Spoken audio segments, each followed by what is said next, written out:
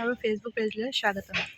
আজি আমি আবাহন থিয়েটাৰ চাবলৈ আহিছোঁ কাৰিচুক।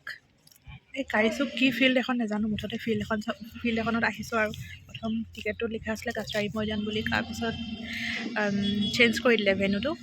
ইয়াতে আহি এতিয়া বহি আছোঁ। থিয়েটাৰটো ষ্টাৰ্ট হ'ব 7:30 মানত। আমি এতিয়া 5টা বজাত আহি বহি আছোঁ। মানে তাত যিহেতু 5টা বজাত বুলি লিখা আছে সেইকাৰণে আমি আহিছিলোঁ আৰু এতিয়া কিন্তু 7:30 বুলি কৈছে। এইফালে মানুহে নাই। তোমাক কেনেকুৱা লাগিছে? ভাল লাগিছে। আলু চব খাইছোঁ। আলু এইফালে অকণমান বেলেগ নিচিনা খাব। কেনেকুৱা আলু চবটো খাবলৈ? বৰ বেছি টেষ্ট নাই লগা ন? আৰু অকণমান লাগিছিলে ন? ঠিক আছে, আপোনালোকক দেখাই থাকিম সকলোবোৰ।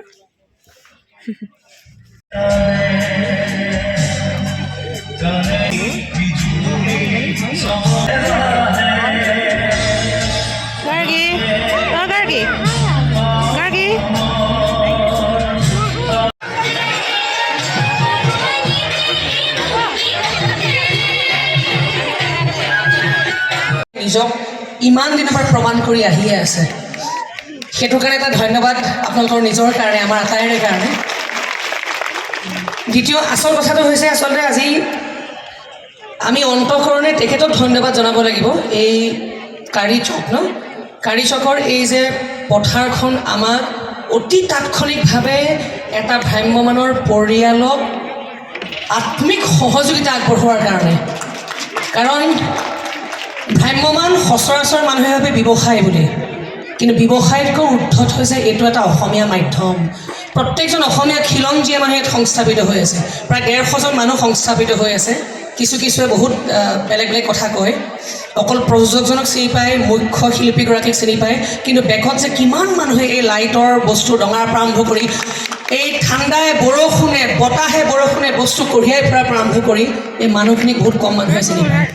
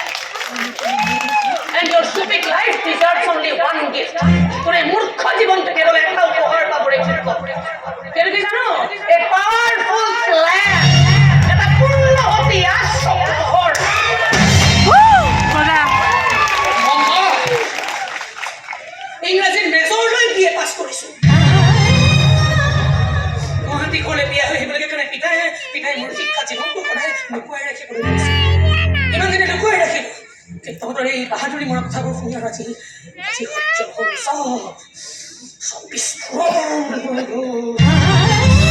ভিডিঅ'টো যদি চাই ভাল পালে তেন্তে মৰম দিবলৈ নাপাহৰিব। আজিৰ ভিডিঅ'টো ইমানতে এণ্ড কৰিছোঁ। বাই।